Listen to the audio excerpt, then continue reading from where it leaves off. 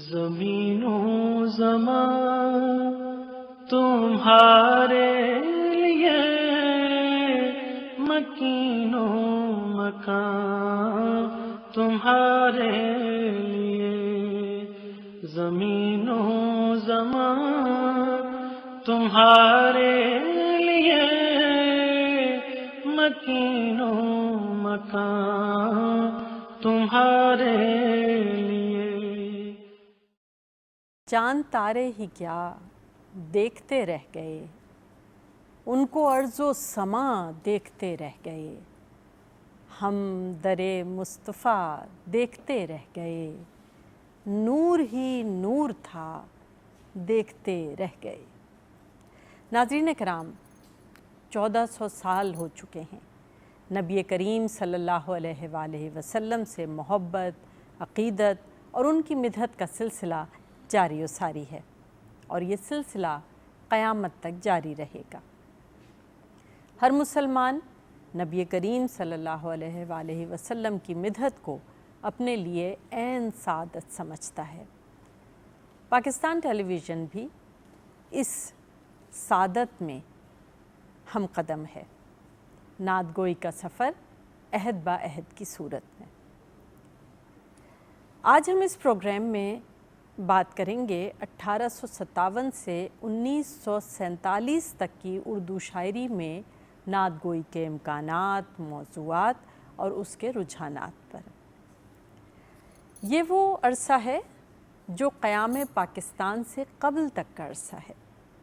اس حوالے سے گفتگو کرنے کے لیے ہمارے ساتھ اسٹوڈیوز میں بہت اہم شخصیات موجود ہیں۔ سب سے پہلے ہم ان کا تعارف آپ سے کراتے چلیں۔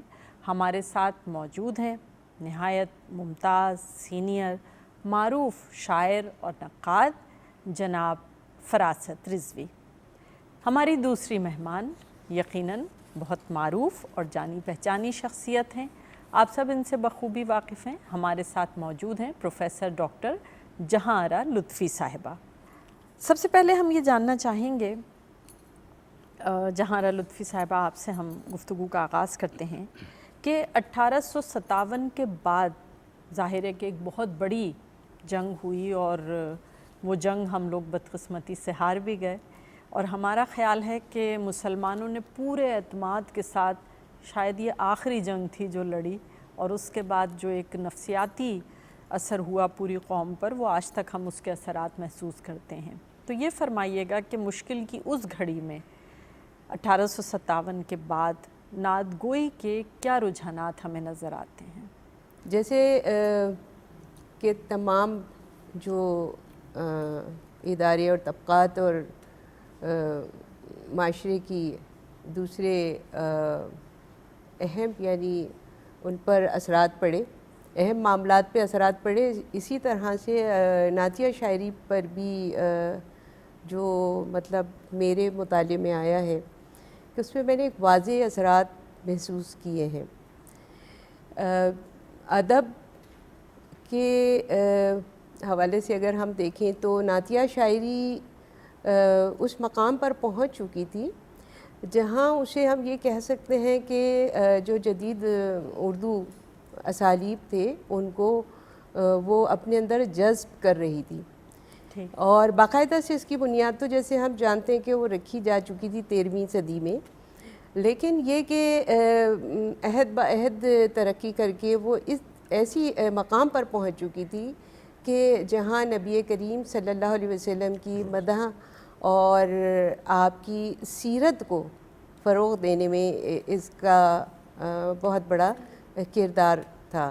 لیکن اس میں ایک خاص بات یہ تھی کہ کیونکہ جیسے ہم جانتے ہیں کہ جو مسلمانوں کا وہاں پر یعنی ان کے جو حالات تھے اس لحاظ سے استغاثہ اس کے اندر ہمیں بہت نظر آتا ہے، استغاثہ بہت نظر آتا ہے، اور اس میں کچھ ایسی چیزیں بھی ہیں کہ جنہیں یعنی انہوں نے ابھی شروع نہیں کیا تھا، مثلا یہ کہ جیسے تلمیحات کا استعمال ہے قرآن اور احادیث کے حوالے سے، یا سیرت کو عہد با عہد لے کے چلنا، تو یہ ہم دیکھتے ہیں کہ 1857 کے بعد ایک نیا جوش اور ولولہ جیسے ہر شعبے میں آیا، اسی طرح سے نعت کے کہتے ہیں کہ نعت کا جو شعبہ ہے یا آپ کہنا چاہیے کہ جو صنف ہے اس کے اندر بھی ہم دیکھتے ہیں کہ ایک بہت بڑا تغیر واقع ہوا ہے.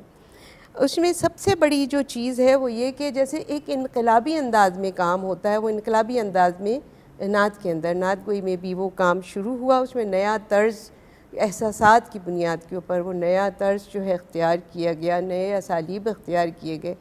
اس میں ہم دیکھتے ہیں کہ نبی کریم صلی اللہ علیہ وسلم کی جو شمائل نبوی جو ہے اس کو اجاگر کیا گیا، ان سے محبت کا اظہار کیا گیا، ایک جوش اور ہمیں جذبہ نظر آتا ہے. اس میں آپ دیکھتے ہیں کہ جو سائنسی ترقی بھی ہو رہی ہے ساتھ ساتھ، تو خدا شناسی اور کائنات شناسی کے رجحانات بھی ہمیں اس میں نظر آتے ہیں. جیسا کہ میں نے کہا کہ قرآن اور حدیث احادیث سے خاص طور پہ قرآن کی جو آیات ہیں ان کو بطور تلمیحات استعمال کیا حالی نے، اقبال نے، شبلی نے. اور اس میں ہمیں ظفر علی خان، مولانا ظفر علی خان صاحب کا نام نظر آتا ہے، ہمیں حفیظ جالندھری صاحب ہے. مسدس حالی اس کی ایک بہت بہترین مثال کہ آپ اس کو اگر آپ دیکھیں تو اس کے اندر ہمیں یہ سارے پہلو نظر آتے ہیں جو میں نے آپ کے سامنے رکھے ہیں. اور ہم جیسا کہ دیکھتے ہیں امام احمد رضا بریلوی جو ہیں ان کا ایک الگ مطلب ہمیں اس میں کردار دکھائی دیتا ہے. امام احمد رضا بریلوی کا جو سلام ہے، آپ دیکھیں نا کہ مصطفیٰ جان رحمت پہ لاکھوں سلام، اتنا طویل وہ سلام ہے، اور اس کو پڑھیں تو اس کے اندر ہمیں اس طرح کی بہت ساری چیزیں نظر آتی ہیں. تو یہ ہے کہ مسدس حالی جب لکھی گئی اس کے بعد میں بہت سارے لوگوں نے اس کو فالو کیا، اس ٹرینڈ کو، یا کہنا چاہیے کہ جو اسلوب انہوں نے رائج کیا اس کو فالو کیا. اور بنیادی طور پر ہم کہہ سکتے ہیں کہ رسول اکرم صلی اللہ علیہ وسلم سے محبت کے اظہار کے بہت سے نئے طریقے جو ہیں اختیار کیے گئے. بہت خوب. فراست رضوی صاحب یہ فرمائیے گا کہ جیسے ابھی گفتگو ہو رہی ہے کہ ظاہر 1857 کے بعد مسلمانوں پہ سب سے زیادہ کڑا وقت آ گیا تھا اور ان کے لیے ایک بڑا مشکل وقت تھا، اور اس میں انہوں نے اس مایوسی اور اس نا امیدی میں نبی کریم صلی اللہ علیہ وآلہ وسلم کی ذات اقدس کو اپنے لیے سب سے بڑا سہارا قرار دیا، استغاثہ کی روایت پڑھی. اور اس کے بعد ہم دیکھتے ہیں کہ مولانا الطاف حسین حالی، شبلی، احمد رضا خان بریلوی، ایسے کئی نعت گو شعراء جو ہیں وہ ہمیں منظر عام پر نظر آتے ہیں.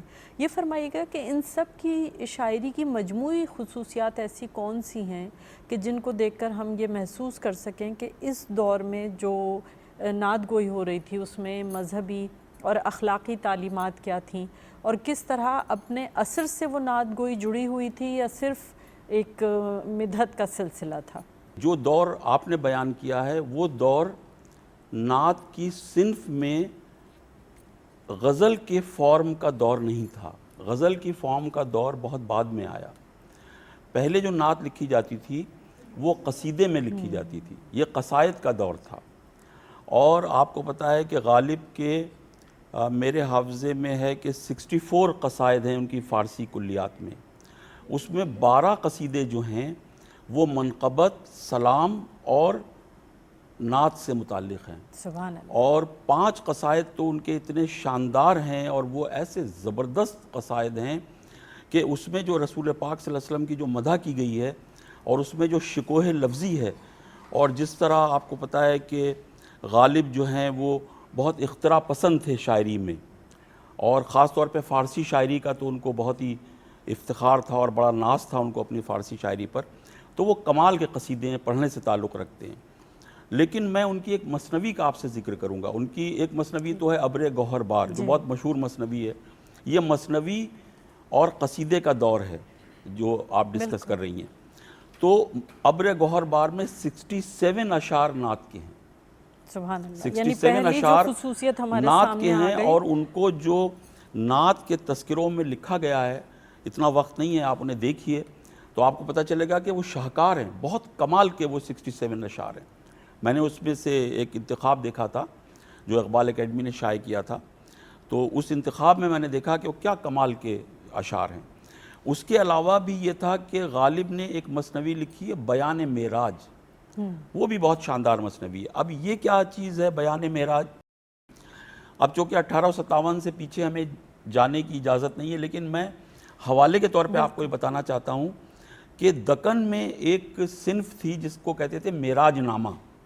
اتنے معراج نامے لکھے گئے ہیں، صرف وہ معراج سے متعلق ہوتے تھے اور معراج کے واقعے کو وہ گلوریفائی کرتے تھے، اس کے میٹا فزیکل پہلوؤں پر زور دیتے تھے اور اس میں وہ اپنی شاعری کے کمالات اور اپنے تخیل کے کرشمے دکھاتے تھے. تو یہ جو مثنوی ہے ان کی بیان معراج، یہ ایک طرح کا معراج نامہ ہے. اور جب آپ اس کو پڑھیں گی غالب کی اس مثنوی کو تو آپ کو اقبال کا جاوید نامہ یاد آئے گا. وہاں بھی سیر افلاک ہے، کسی فلک پہ ان کو جمال الدین افغانی مل جاتے ہیں، وہ مولانا روم کے ساتھ جو ہیں مختلف افلاک پہ جا رہے ہیں. اور اقبال نے جو اس کو لکھا ہے تو نجوم کی روشنی میں لکھا ہے، بروج کی روشنی میں. یعنی فلکیات کے علم میں جو ہمارے بروج ہیں ان کے نام ہیں اور مختلف افلاک کے نام ہیں، ناسوت ہے، لاہوت ہے، جبروت ہے، اور وہاں مختلف شخصیات ہیں. تو وہ تخیل کا ایک بڑا، یعنی تخیل کے لیے ایک بہت بڑا وسیع میدان ہے، وہ ایک بڑا متخیلہ ہے، یعنی امیجنیشن کا آپ اس میں کمال دکھا سکتے ہیں. اس کی یاد آتی ہے. لیکن غالب کا یہ جو یعنی معراج نامہ ہے جس کو ہم مثنوی بیان معراج کہتے ہیں، یہ بہت زیادہ، یعنی جاوید نامے میں تو انہوں نے وہ التزام نہیں کیا، لیکن غالب نے اس پہ بہت محنت کی اور فلکیات کی اتنی اصطلاحیں استعمال کی. اور پہلے انہوں نے رات کی اہمیت بتائی. جب وہ شروع ہوتی ہے تو رات کا انہوں نے حسن بیان کیا، کیونکہ اسرا کے معنی ہی ہیں رات کو سفر کرنے کے. تو انہوں نے جس طرح اس کو بیان کیا، پھر رسول اللہ صلی اللہ علیہ وسلم کے شمائل ہیں، ان کے فضائل ہیں، ان کا کردار ہے، ان کے معجزات ہیں. تو یہ قصائد میں یہ چیزیں اتنی شدت سے نظر آتی ہیں. اور مثنوی میں تو یہ حال ہے کہ وہ ہندو جو ہیں جنہوں نے مثنوی لکھی، ان کا کیا نام تھا، دیا شنکر نسیم. گلزار نسیم بہت مشہور مثنوی ہے. اب ایک ہندو کی لکھی ہوئی مثنوی، آپ اس کے دیکھیے اس کے شروع میں کیا نعت لکھی ہے انہوں نے، یعنی مسلمان بھی دنگ ہو جائے کہ جنہوں نے نعت لکھی. تو کوئی مثنوی، چاہے وہ زہر عشق ہو، چاہے وہ سحر البیان ہو، کوئی بھی مثنوی جو ہے وہ نعت سے عاری نہیں ہوتی تھی، نعت سے خالی نہیں ہوتی تھی. مثنوی میں نعت لکھی جا رہی تھی، قصیدے میں نعت لکھی جا رہی تھی. آپ دیکھیے مومن نے 9 قصیدے لکھے ہیں، مومن نے مذہبی قصیدے لکھے، سودا نے مذہبی قصیدے لکھے. یہ 1857 سے پہلے کے لوگ ہیں. 1857 کے بعد جو اہم ترین نام لیا وہ ڈاکٹر صاحبہ نے لیا، وہ حالی کا نام. اور اس میں جو ہے احمد رضا خان صاحب بریلوی اعلیٰ حضرت کا نام بھی آئے گا، کیونکہ ان کا وصال جو ہے وہ 1921 میں ہوا میرے حافظے کے مطابق. تو وہ اس میں اس ہمارے زمانی دور میں جو ہے وہ کور ہوتے ہیں، ہم ان کا ذکر کر سکتے ہیں. اور حدائق بخشش جو ان کی کتاب ہے وہ تو کمال کی کتاب ہے. لیکن ان کی نعتوں میں ایک والہانہ پن، ایک رسول اللہ صلی اللہ علیہ وسلم سے محبت کا اظہار ہے. مگر بعد میں جو نعت میں جو وسعتیں پیدا ہوئیں، یعنی اقبال کی جو نعت ہے، دیکھیے اقبال کا آخری مجموعہ ہے ارمغان حجاز. اقبال جو ہے وہ 1938 میں ان کا انتقال ہوا اور نومبر 1938 میں یہ کتاب شائع ہوئی. اس میں شروع میں ایک باب ہے بحضور رسالت مآب. اس باب میں صفحہ 25 سے لے کر اور جو ہے 68 تک جو ہے، نہیں بلکہ 86 تک، بہت پہلے میں نے وہ کتاب دیکھی تھی، قطعات ہے فارسی کے قطعات. وہ اتنے شاندار قطعات ہیں کہ اقبال کی نعتیہ شاعری میں اگر آپ رموز بے خودی سے کچھ چیزیں نکالیں اور ان کے اردو کے 5 مجموعوں سے اور 5 فارسی کے مجموعوں سے آپ نکالیں تو سب سے جو وقی حصہ ہے وہ یہی ارمغان حجاز میں جو انہوں نے قطعات لکھے ہیں وہ کمال کے قطعات ہیں. وہ اتنے شاندار ہیں اور اتنی اس میں ندرت فکر ہے. اور اقبال کے یہ 2 شعر تو ایسے ہیں کہ اردو کے کہ جو نعت کے نہ جانے کتنے مجموعوں پہ بھاری ہیں. وہ دانائے سبل ختم الرسول مولائے کل، جس نے غبار راہ کو بخشا فروغ وادی سینہ، نگاہ عشق و مستی میں وہی اول وہی آخر وہی قرآن وہی فرقان وہی یاسین وہی طٰہٰ. آپ دیکھیے اس میں نعت کی ایک دنیا آباد ہے. اور دیکھیے رسول اللہ صلی اللہ علیہ وسلم کا نام جو ہے محمد، یہ نام خود ایک نعت ہے.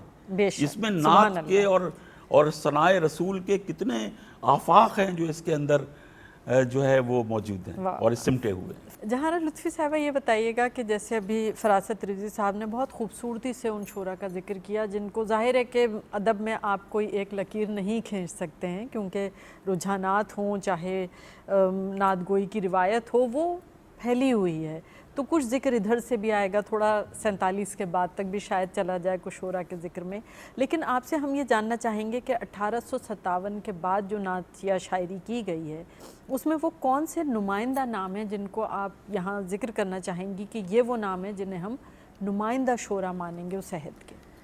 دیکھیں جنگ آزادی کے بعد یعنی جو ہم ایک چیز دیکھتے ہیں خاص، جیسے کہ میں نے کہا اور ہمارے ڈاکٹر صاحب نے بھی فرمایا کہ 13ویں صدی ہجری میں شمالی ہند کو جو مرکزی حیثیت حاصل تھی، تھوڑی اس کے اندر ہمیں کچھ کمی نظر آتی ہے، مطلب پھیلاؤ ہے نعت کا، جو نعت کی جو صنف ہے اس کو اختیار کرنے کا۔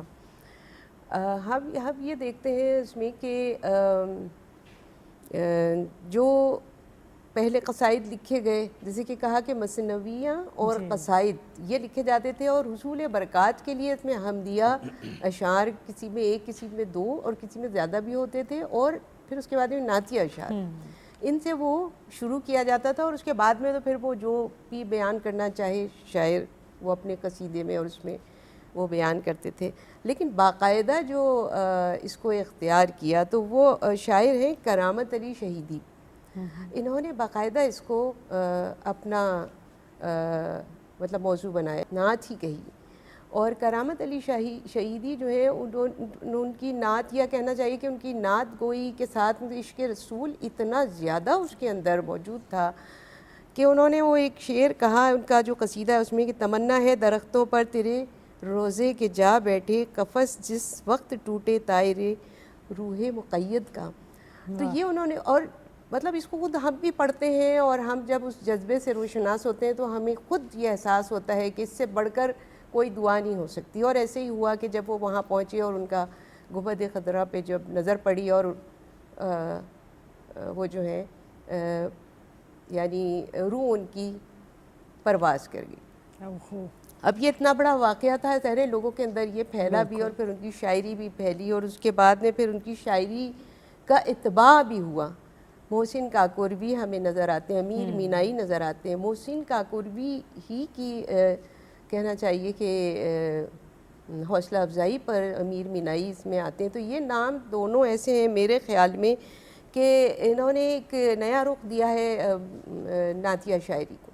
اور اس کے اندر پھر مفتی مولانا غلام امام شہید جو ہے وہ ہمیں نظر آتے ہیں۔ حافظ لطف اللہ خان لطف بریلوی، اتنا بڑا نام ہے یہ کہ ان کا تو خیر جو شہرہ ہے وہ ہم سب واقف ہیں کہ ان کا نام جو ہے وہ سنہرے حروف سے لکھنے والے نام ہیں یہ، کہ جو انہوں نے باقاعدہ تخلیقی قوتیں جو ہے نا اپنی پوری انہوں نے صرف کر دیں کہ نعت گوئی کے لیے۔ سبحان اللہ۔ فراست رضوی صاحب، آپ نے جہاں گفتگو ختم کی تھی نا، وہ اتنی اہم گفتگو ہے کہ وہیں سے سلسلہ جوڑتے ہیں علامہ اقبال کا، کہ علامہ اقبال شاعر مشرق، حکیم الامت، اور ساتھ ہی ساتھ پین اسلامائزیشن کے بہت بڑے علمبردار، انہوں نے دیکھا جائے تو لوگ یہ کہتے ہیں کہ نعت کے حوالے سے کم اشعار کہے ہیں، لیکن آپ اس بارے میں فرمائیے کہ کیا ایسا درست ہے، اور جو کچھ انہوں نے کہا ہے کیا کئی دیوانوں پر بھاری نہیں؟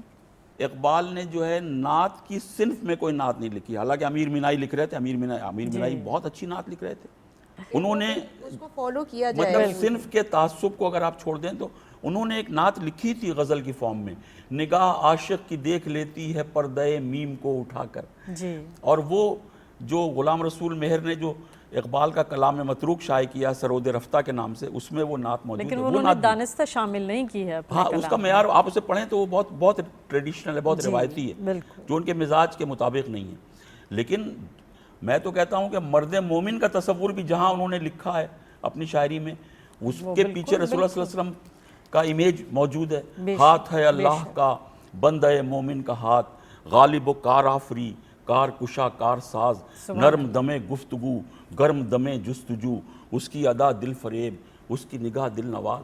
یہ مسجد کیا قرطبہ کا جو واہ. پورا ٹکڑا ہے آپ دیکھیے یہ کون ہے, یہ مرد مومن. اقبال کے ہاں تو جو مرد مومن ہے وہ ہاں، تو بالکل ایک اس کے پیچھے آپ کو یہ حقیقت یہ اس میں کا نظر دیکھا آئے. جاتا ہے. اقبال کا بہت سے ایسے اشعار ہیں جیسے ایک جیسے کہ کہا کہ وہ آپ نے پڑھے ابھی. جی اصل میں 4 ہمارے پاس اشعاریں وقت بہت کم رہ گیا. لیکن جہاں ایک شعر لطفی جو ہے صاحبہ اور وہ- ایک بہت اہم سوال آپ سے ہم کرنا چاہتے ہیں. قیام پاکستان سے قبل خواتین بھی نعت گوئی میں بہت منظر عام پر آ چکی تھیں اور وہ لکھ رہی تھیں. اس حوالے سے ہم آپ سے جاننا چاہیں گے کہ ان کی نعت گوئی کے حوالے سے آپ کیا کہیں گی؟ جی بالکل.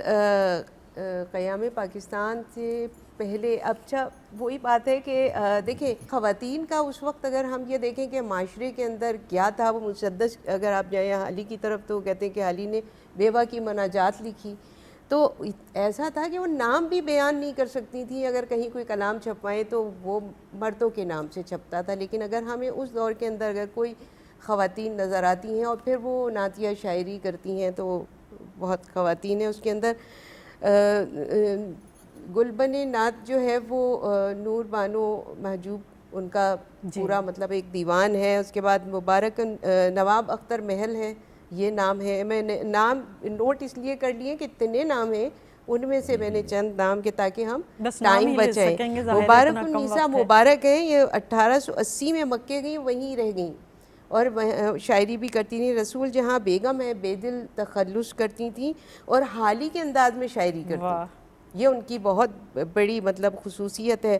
احادیث قدسیہ کو انہوں نے بطور تلمیحات استعمال کی اپنی شاعری کے اندر اور یہ بڑی جرت مندی کا کام تھا جو انہوں نے کیا. زیب عثمانیہ ہے نعتیہ کلام پر. انجمن حیات اسلام لاہور سے انہوں نے اطلاعی تمغہ بھی لیا 1941 میں. خورشید آرا خورشید ہے, خورشید گرلز کالج کی پرنسپل رہی اور انہی کے نام پر وہ ان کا کالج ہے. انہوں نے بھی نعتیہ شاعری کی. نواب صدیق علی خان کی وہ بیگم تھیں اور فارسی اور عربی زبان کے اندر اردو میں بھی انہوں نے نعتیں کہیں. اس کے علاوہ خیر النساء بہتر ہیں, ابو الحسن ندوی کی والدہ ہیں یہ, اور ان کا جو مجموعہ کلام باب رحمت وہ ابو الحسن ندوی صاحب نے, علی میاں نے, وہ بعد میں انہوں نے اس کو وہ کروایا. زاہدہ خاتون شیروانیہ ہیں, وہ تو آپ سمجھ لیجیے کہ بے انتہا جرت مند اور ایسی خاتون کے جنہوں نے دونوں طرح کی شاعری کی اور اس دور کے جو مسائل تھے خواتین کے ان کو بھی اجاگر کیا اور ان کی شاعری کے اندر استغاثہ بھی ملتا ہے لیکن اس کے اندر ہمیں مدحت بھی ملتی ہے. بہت شکریہ فراست رضوی صاحب آپ کا, ڈاکٹر جہاں لطفی صاحبہ آپ کا. جی ناظرین, ایک بہت بڑا موضوع, یوں سمجھیے کہ ہم نے دریا کو کوزے میں بند کرنے کی کوشش کی اور ہمارے نہایت عالم مہمان یہاں موجود جنہوں نے بہت کم الفاظ میں بہت عمدہ وہ معلومات وہ باتیں ہم تک اور آپ تک پہنچائیں جو ہم سب جاننا چاہتے ہیں. لیکن ظاہر ہے کہ وقت کم تھا لہٰذا گفتگو اس حد تک ہی ہو سکتی تھی. اس کے ساتھ ہی اپنی میزبان عنبری حسیب عنبر کو علامہ اقبال کے اس شعر کے ساتھ اجازت دیجیے کہ کی محمد سے وفا تو نے تو ہم تیرے ہیں, یہ جہاں چیز ہے کیا لوح و قلم تیرے ہیں. اللہ حافظ. زمین و زمان تمہارے لیے, مکین و مکان تمہارے لیے. زمین و زمان تمہارے لیے, مکین و مکان تمہارے لیے.